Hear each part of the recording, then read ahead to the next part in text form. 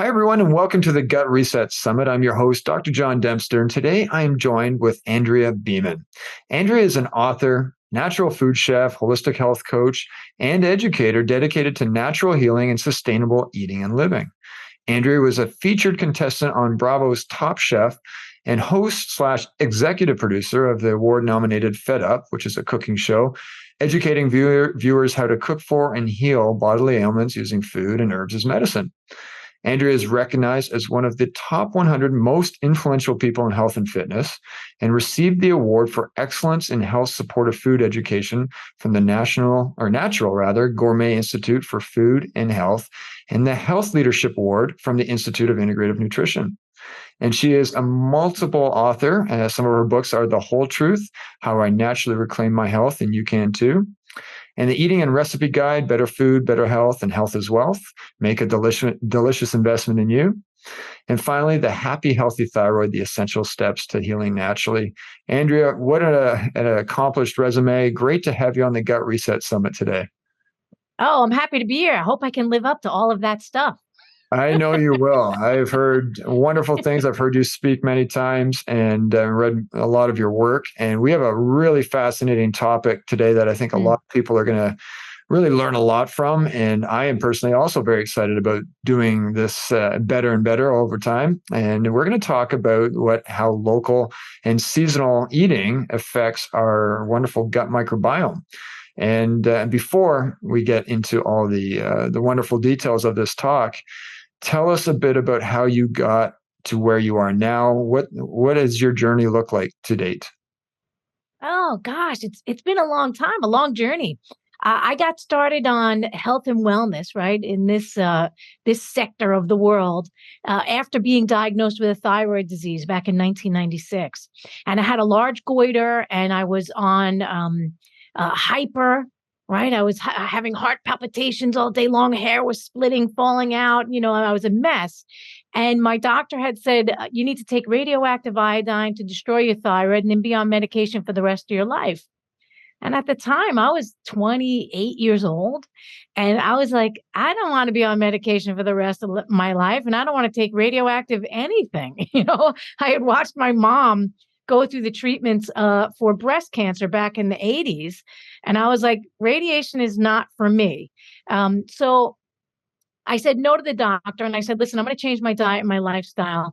And because I know it's crap. I was working at MTV Networks at the time. And it was like, junk food and chocolate all day long and coffee, right, to keep going in that mayhem. And my doctor said, your diet and your lifestyle have nothing to do with your health. And yeah, I know. Medicine has come a long way. At least alternative medicine has come a long way since 1996. But that was the response that I got from the doctor. And I said, I get that's maybe what you've been taught, but I know that I'm not eating well. And I know that I'm not taking care of myself. And I'm out all night long and drinking and partying. I said, I'm going to try it before I, destroy a piece of my body and then take a medication for like ever. So I left the doctor's office and I changed my diet completely. I started eating natural foods, whole foods, like real food that didn't come out of a box, right? And my body started shifting. I started to sleep at night. I started to go to the bathroom on a regular basis because I was a chronic dieter. So bathroom was, it was a tough thing when you're chronically dieting. So within 3 months, I had dropped like about 18 pounds without trying, just by eating like real food and taking care of myself. And I noticed that my goiter, which was pretty large, it started shrinking. And I go back to the doctor and I had another blood test and the doctor said, your levels in your blood are no longer in the danger zone, but you're still not healed. So you have to take this medication. And I said, thanks, but I feel better than I have, in years. So I'm just going to continue doing what I'm doing. So at that time, I had health insurance. I haven't had health insurance since 1999, but at that time when I was working on my thyroid, I had health insurance. So I said, I'm just going to try a bunch of different doctors all over the place. So for the next 2 years. Every 6 months, I tried another doctor, and I went in to see what they had to say. And so the first doctor said I had, hyperthyroid and this large goiter. The second doctor said I had now hypothyroid and still had this goiter. And then the third doctor said, oh, now you have Hashimoto's, right? So all of the doctors had a different understanding of what was going on in my body. And they kept offering some type of medication. And I said, no, I'm gonna continue doing what I'm doing because I feel good. I look good. Things are really improving. So it took about 18 months for my goiter to completely disappear. And it took about 2 years for my thyroid hormone to be normal in my blood. And that was the hugest wake up call for me. I understand that I'm not anti-doctor, but I think that what they've been taught is radiate the body, cut, burn, destroy, stop the body. The body has this symptom. Let's turn that symptom off. They've been taught a way to deal with the body that may not necessarily support the body. So I've been shouting it from the rooftops ever since. And look at where you've ended up. This is amazing. I mean, your journey's just beginning. And Yeah. now we're going to talk all about the healing power of foods. And what I'm really fascinated about with you is this whole idea and concept of seasonal eating. Why is this an issue? Why do we have to pay attention to seasons? Oh, it's so important, John. So in our modern world, right, we have everything available at any time of the year, no matter what it is or where it's grown or whatever, right? But an interesting thing about the human body is even though we're disconnected, or we've maybe intentionally been disconnected from the cycles and the seasons on the planet, the ancient healers knew that when the human body is in balance with the cycles and the seasons, it runs better because we're connected literally to the grid on the planet, right? It's a far out concept.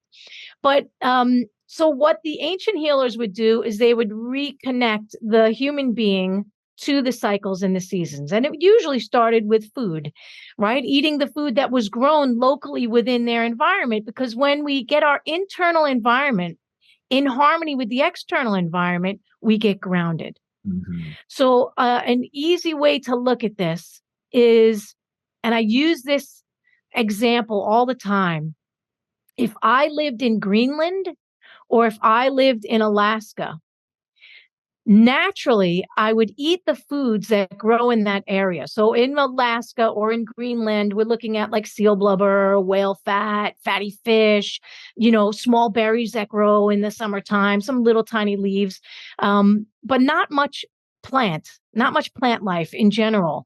And that helps to keep the body warm, insulated, and functioning in those really cold environments. Now, if I was a native Inuit, right, a Eskimo or a something like that, and if I move down to Costa Rica, and if I continue eating seal fat and whale blubber and caribou and just little tiny bits of fruit and vegetable in Costa Rica, what's going to happen to me in, I don't know, maybe a year, maybe 2 years, maybe it takes a little bit longer. But what's going to happen to my physical body in that hot environment if I continue eating all the cold food that comes from a different, like all the food that's much more warming, right, to the system? Inevitably, if I'm the Inuit living in Costa Rica and I decide to continue eating seal fat and whale blubber all year long, I'm probably going to have a heart attack within a short amount of time, or my body will be out of balance with the environment that I'm living in. So this is so important because if you look at the healthiest people on the planet, they're generally in these communities that they're buying local, buying seasonal. They're eating, right, the foods that grow in the gardens, right? If you look at like in Italy and in Nosara, Costa Rica, right? If you look at those longest lived communities, they're eating a lot of local food.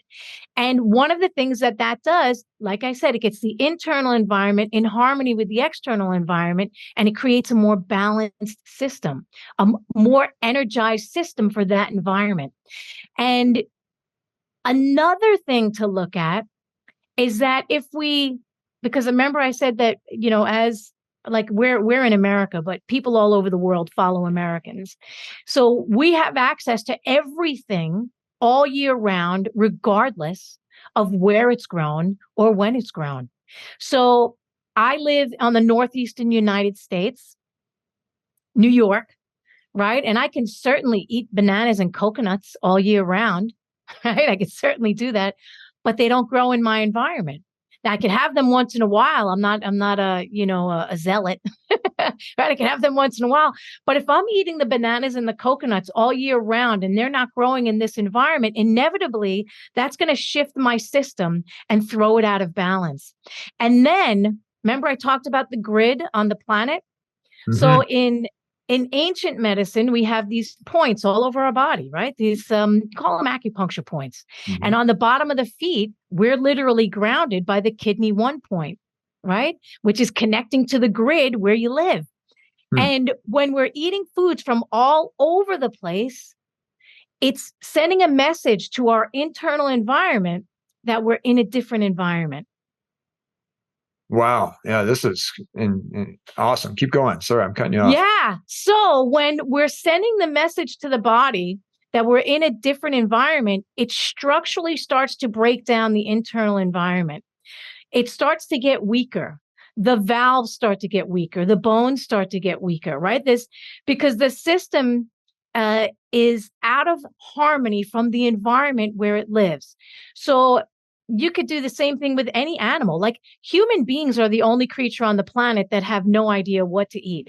Right? No idea. They're like, what do I eat? Do I eat leaves? Do I eat meat? Do I eat fat? What do I eat? Because we have so much knowledge, right? So much stuff that we've been indoctrinated into, whatever it is.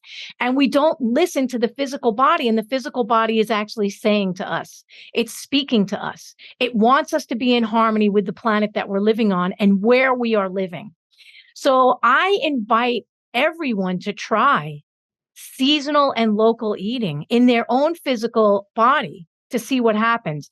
And generally, what normally happens, at least what I've seen in my 25 years of guiding people toward health and wellness, what I've seen is that they naturally start to be at their ideal weight. And that may be a little heavier in the wintertime and lighter in the summertime, depending on where they live. Like let's take and I know I could go all over the place. Let's take the dieters who start in January on a diet and they start eating tons of plants, Yes. salads, right? And then they lose weight initially, but then they're like, wow, it comes back and it comes back bigger and harder. And because the body's like, stop putting fruit and vegetables in here. Give me a beef stew. If there's like 10 feet of snow on the ground, give me a beef stew. Give me something with roots and tubers and all that stuff. So I'll give you a fun example. I had a client in Canada, and Yay, she Canada. Yay, Canada. And she couldn't lose weight no matter what she did. And she had hypothyroid, right? So the hypothyroid was telling her the body is out of balance, right? The thyroid is, in ancient medicine, the thyroid is the gland that speaks our truth, right? So her body was saying, I'm out of balance, right? So when we started talking, I said, okay, what are you eating for breakfast? She goes, well, I get up and I have a smoothie in the morning. And then at lunchtime, I have a nice big salad with some chicken on it. And then dinner time, I'll have another salad and I'll have, little pieces of fish or something like that. And I'm like, okay. When I was having this conversation with her, it was February. And I go, okay, I want you to look outside your window and I want you to tell me what you see. And she goes, oh, we got dumped on. We have about 8 feet of snow. And I said, okay, here's what I want you to do. I just want you to switch from salads and fruits and veggies and cooling foods that will actually slow the body down. I want you to try stocks and soups and more heartier fats and proteins, right? Let's try that. You can still throw some vegetables in the soup, but don't have them as salads right now at February when there's 8 feet of snow. And within 2 weeks, she dropped 7 pounds just by giving her body a different type of food and started to feel more balanced. because the body was saying, I'm cold. I'm cold, even though I'm in a warm house. Every time I go outside, the weather is, I don't know, 10 degrees below zero and the wind is blowing and I'm freezing, right? So how is a salad going to help that? How is a pineapple smoothie going to help that? It's not. So that's seasonal local eating, how it can bring the body in balance. And like I said, I'm not a zealot where you can't have a banana in February. But if you're waking up every morning and having an ice cold frozen smoothie, right? And you're in a Sure. really icy cold environment, it's not the best food. Well, this is so powerful and such a great conversation. Now, you made me think right at the beginning when you gave the example of the Inuit coming from Alaska down to Costa Rica, or wherever it might be. Do genetics play a role? Like you said that they could transition over and see improvement within, see some change if they switch to the local diet. But are they ingrained genetically and coded genetically to eat seal and whale blubber? That's a great question. So I don't know if you follow Bruce Lipton I do. or Yeah. okay. So in the Biology of Belief, which he wrote so many years ago, he was talking about epigenetics before it was popularized, right? He was way ahead of his time, and he talked about the environment triggering the cells, right? Triggering the DNA to either turn on or turn off or something like that. So yes, there is a component of the genetic predisposition for a specific type of food, especially for people that have been living in an environment for, generation after generation after generation. But if they pick their physical body up and they move down into another area, especially like the Inuit, right? He's going down now to Costa Rica. The environment is going to speak to his genetics.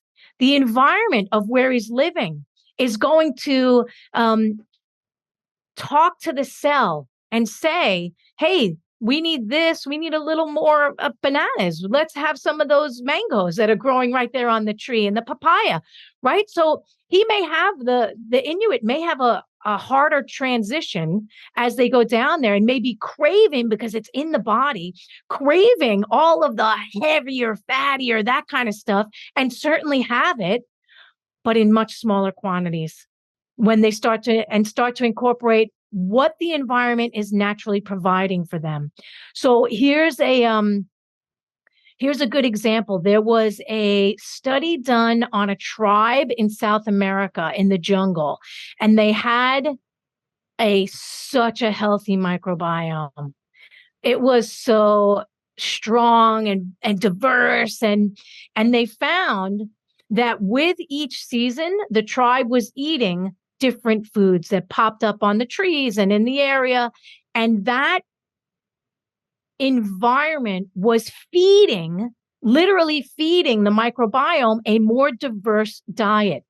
So had those tribal people simply said, you know what, all I really like are these berries that grow in spring. That's all I want all year round. They're only going to be feeding one type of bacteria that lives in the microbiome, the one that likes the berries that are growing in spring. But if the seasons are changing, they're going to rainy season, they're going to dry season. And if in those seasonal changes, different foods are growing, those foods are going to feed a different bacteria and create a more diverse microbiome.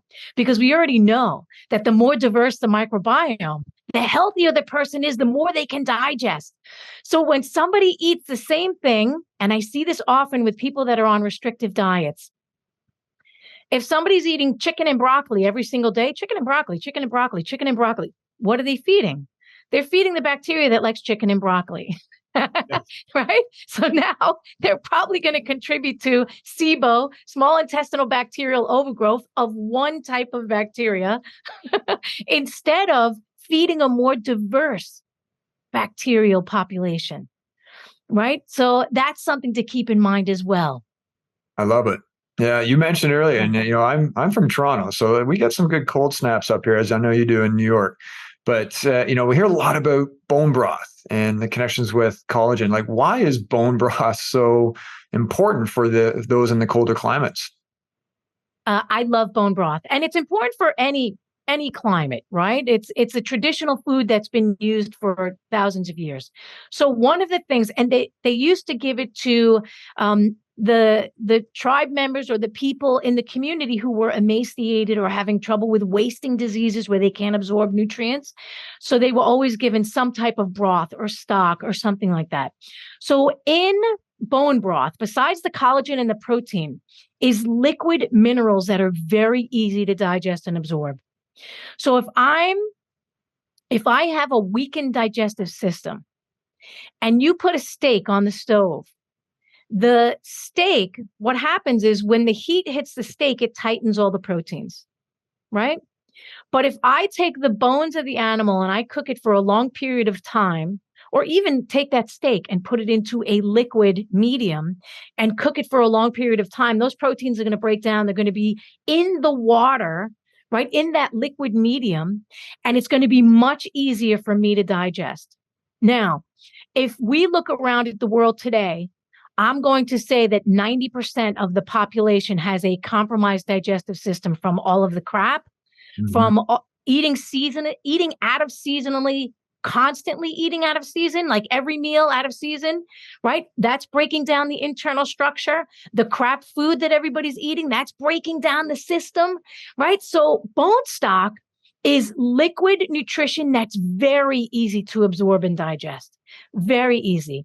And I think that, like, I see this with my clients that have osteopenia and osteoporosis, right? Within a year, I've had clients that were osteoporosis move back into osteopenia and then out of osteoporosis. Sometimes it takes up to 2 years.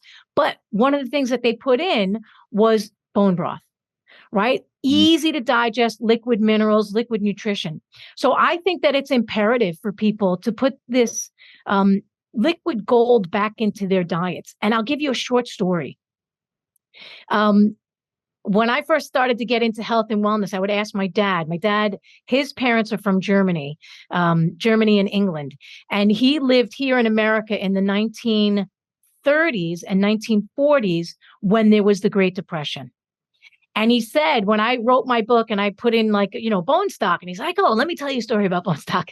And so when the Great Depression came and they had no money, they had 25 cents a week. Right. So my grandmother of German heritage, she would go to the butcher, she would buy bones, and she would take those bones and she would put it into a big pot of water with a head of cabbage and a couple of potatoes. And my dad told me that for 2 years, this was the food that they would eat. None of them got sick. None of them were emaciated or struggling with disease, right? They were all vibrant and healthy. And what did they eat? How can you imagine, right? Because we have everything that's available all the time. They took the bone stock, which was so uber nutritious, put in a cabbage, another thing that's so nutritious, probably grows in 3 seasons for most of the world, and potatoes, which grow around the world as well, right? And put them into the stock. And that's what they ate. And when he told me that, I was like, wow, I had to put that in my book. Yeah. Well, I mean, talk about knocking off a lot of seasons there. If you can overlap 3 months, like 3 seasons, that's 3 seasons in one. Phenomenal. Just a thought, how I always say, it's not about perfection, it's about progress. Like, how strict do you have to be with this? If let's say we're only doing it 70% of the time, 80% of the time, 90% of the time, what does it take to get a shift and to get change? Well, it depends on where you're coming from. I think that 80-20 is a good rule. 80% of the time, local, seasonal, do that, and then add in the other stuff that's coming from other environments. And that can certainly be done if you get to know your local farmers, which I think is really important right now, especially with what's going on in the food supply. That's a whole nother talk.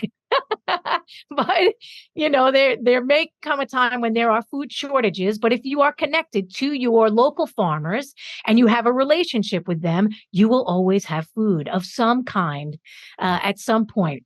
And I think that 80-20 is a really great place to start. Even if you do 70-30, you're already moving in a great direction.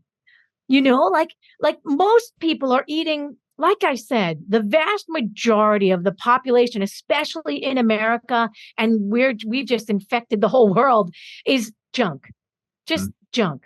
And I mean, look at some of the Asian countries. The stuff everything is in a package. Everything, right? Brightly colored packages. Instead, how about brightly colored food? That's I think the shift that we need to make. But if we can do 70-30, 80-20, wow, you're going to see progress within a few weeks. You don't have to wait years to see progress. You'll start to see it. You'll start to feel it.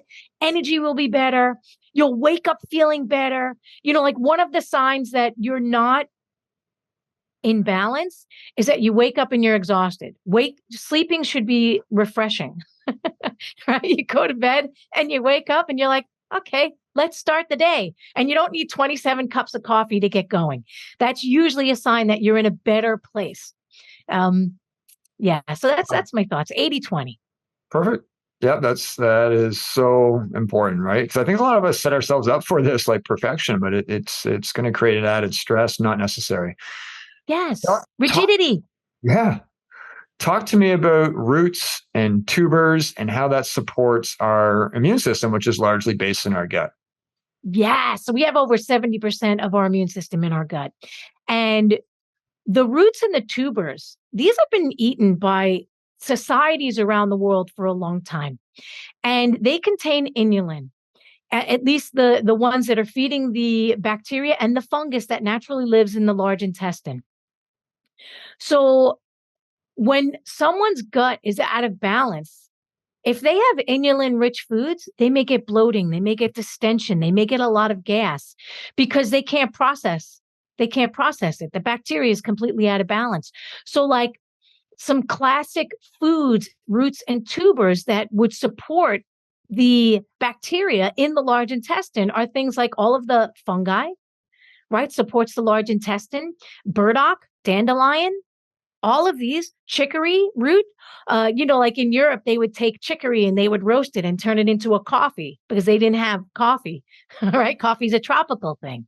So those roots all contain inulin, and inulin is feeding those bacteria that live in the large intestine and the fungus that lives in there too. We can't forget about the fungus. I know that when someone's body is out of balance and that valve weakens, there's the ileocecal valve, which connects the large intestine to the small intestine. When that becomes weak, you're going to have your candida fungus, which naturally thrives in the large intestine, crawl up and start eating all your nutrients, right, in the small intestine. So we wanted to get back down into that large intestine where it can do us some good and feed it, right? We want to feed the microbiome. We want to feed it. And the seasonal eating will feed the microbiome. You're going to have roots that come in at certain times of the year. You're going to have leaves and plants and berries that come in other times of the year, right? So we want to be able to feed it and give it a nice variety, so to speak. So these are the prebiotics that we Those are the prebiotics. Yeah. And we should be eating prebiotics each season, not just, when it's convenient in a capsule or a supplement or a fiber, rich diet. But that's right. That's right. And we could do probiotics and prebiotics. This is the marriage, right? So the probiotics, kimchi, all of the sauerkrauts, right? All of those fermented foods literally are probiotics. Even the sourdough bread is a probiotic because it's been fermented, right? That the dough has been sitting and the bacteria has gone into the dough and is starting to eat the gluten and all the other stuff, right? And it's making it easier for us to digest. So there's so much good, delicious, amazing food for us to support our microbiome. It's unbelievable. But we haven't been taught that stuff. And the other challenge is like, how do we shop for it? Do you have any tips for that? Like where do we go and find these local seasons? Like I think personally, we're seeing more and more of these, I think you alluded to it earlier, these companies that are local that can ship to your door. I mean, we use that personally, but where do people find these at the grocery store, for example? Well, at the grocery store, you may get confused because everything is available at any time of the year, right? So I would suggest visit a local farmer's market near you, and they're all over the place. And just take a look and see what the farmers are bringing in each season, because it's going to change. In the spring, it'll be different than in the fall and in the winter, and in the summer, it'll be different. So just take an eyeball view or an eagle's eye view of what's available at the farmer's market so that you know, and then go shop at your local grocery store, right? If you can't shop at the farmer's market every week, or it's a pain in the butt to get there, even though I think it's so important to support those local farmers, right? Those are the real geniuses right there, especially the ones that are naturally growing things. Mm. And then you can, oh yeah, this is what grows in this season, and this is what grows in this season, and this is what grows in February, right? If I go to the farmer's market in February, I know that there's not going to be tomatoes on the table. Right? I know that there's going to be roots, tubers, meats, yeah, fungi. Like I know that all that stuff is going to be available. So just try and get educated about what's available at each time of the year. And then you can shop wherever you want. But like I said, I think that it's smart to connect with your local farmers and cut out the middleman. Like you could save so much money. Like I think I spend maybe $1,100 for my CSA. I'm part of a CSA. I get my vegetables and my fruits and my mushrooms and my meats from a CSA, a community supported agriculture, where I pay the farmer directly, and then I pick up my food once per week, right? And then I could always add in stuff, eggs and meat and all that. So I think that it's really one of the smartest things that you can do is get to know your local farmers, cut out the middleman. That also cuts out all the packaging. How much plastic and crap waste do we have on the planet, right? If you go directly to your farmer, you have the food right there. You don't need packages. You don't need plastic packages. You don't need containers. You don't need all those little containers that it comes in. So many good solutions there, Andrea. That's amazing. Yeah. What are some of are there any myths that are surrounding local and seasonal eating that we need to be aware of? Any myths? MYT? Yeah, myths. Anything that's that's just not true that we are hearing about that might deter somebody from, I'm just thinking, what might be Yes. So one of the myths is that it's more expensive, and it's not true.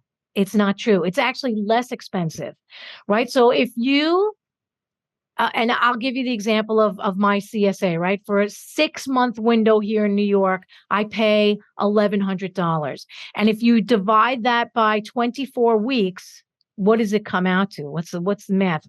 $40 or $30? Not a lot. Yeah. Right? It's not a lot. It's not a lot. I don't $50, maybe $60. And I get like this huge bucket of stuff that I make my food from. And then I supplement with the stuff that I don't get from my CSA, right? The other 20% of stuff. So one of the myths is that it's expensive. And I guess another myth would be that you don't have access to it, but it's not true. There are so many farms all over the place. And I think that we need to support those local farmers, because if you look at big ag, I think big ag, between poisoning the water, depleting the soils, having monocrops that are just taking all of the nutrients out of the soils, and then they don't put it back in. There's no wonder to me why the topsoil is kind of deficient in like magnesium and all the good stuff, because they don't rotate crops, right? They have these gigantic miles and miles of soybean or corn or broccoli, miles and miles and miles. So when you support your local farmers, they understand, I need to rotate my crops every year. I need to, and even the sustainable farmers that are doing it so well, where they have the chickens that are taking the bugs off the plants, and then they have the cows that come through, right? So it's like a fully sustainable model that we don't use most of us don't use because we don't know about it. And when you support your health and you support the farmers, guess what? We're also supporting the health of the entire planet. Couldn't be more important than now, right? Yes. Yep. Yes. Fantastic. Do you have any, you sort of shared a couple of stories. Do you have any, just major transformations that you've seen by doing this? One example that you could share with us. Oh, one example. Well, I mean, I could share a lot of examples, but so many clients have told me that, Andrea, I lost weight without trying. Right. So, and everybody's focused on weight. Weight's a big issue. It's always been a big issue. I mean, look, like you're still in Canada or you're in America? I'm in Toronto. I'm in Canada. Oh, yeah, you're still in Canada. So in America, we've got an obesity epidemic. Mm-hmm. Right. I'm surprised that America has not sunk into the ocean yet, because we are fat. That's the truth about that. It may not be PC to say it, but it's the truth. We're just obese. So one of the things that they notice time and time again is that the weight starts to come off. 10 pounds in a month, just simply by shifting into local seasonal eating. And of course they do other things, like they start to chew their food, which is important, right? Yeah. Most people will just bite and swallow, right? Or they'll eat food and then they'll take a sip of something and then whole pieces of unchewed food go right into the digestive tract. You're not digesting that. That's going to sit there for a very long period of time. So, connecting them back to the seasons, they start to feel more energy, right? More energy, wake up easier. And because you're eating locally and seasonally and connecting back to the grid where you are in your environment, it helps to reset the circadian rhythm. Mm. So all plants are exposed to sun, and the more sun that they get, the more potassium and sugar they contain, right? Generally speaking.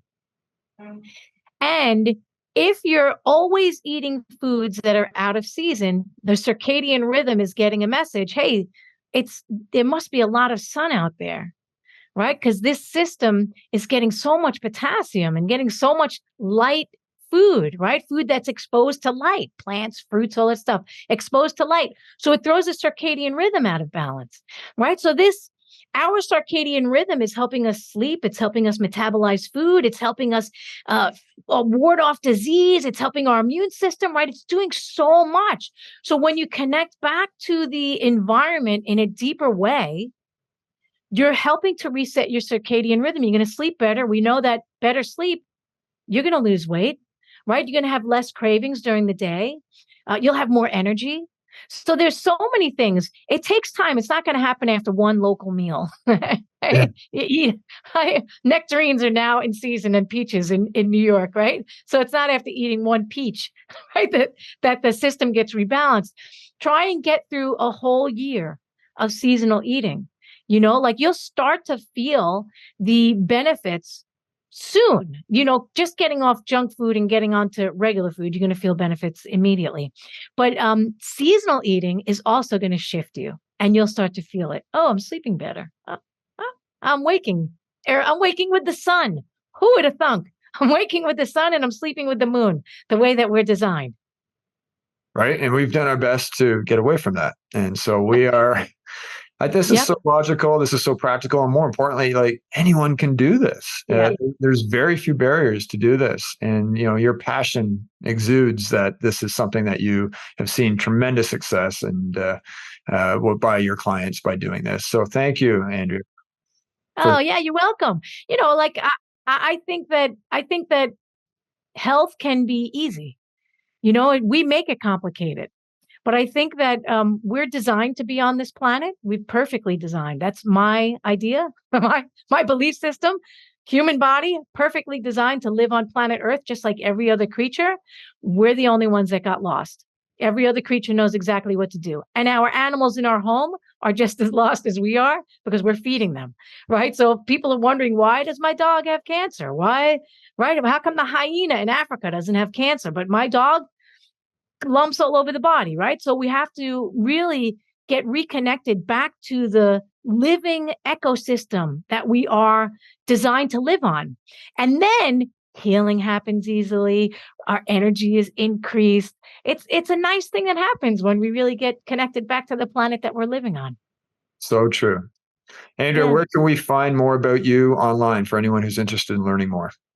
Oh, you can go to www.andreabeaman.com. There's everything there that you need. There's articles and classes and a lot of fun stuff. I like to teach people in a happy way. I don't like to say eat your sprouts or die, like a lot of people in the health communities, right? I like to infect people with good humor and good health, because I think it makes the journey a lot happier. Well, I can tell, and you have an infectious energy, and I think it's serving a lot of people right now. So thank you for everything, and thank you for being on the Gut Reset Summit. And I look forward to learning more from you going forward. Thanks for having me. It was my pleasure.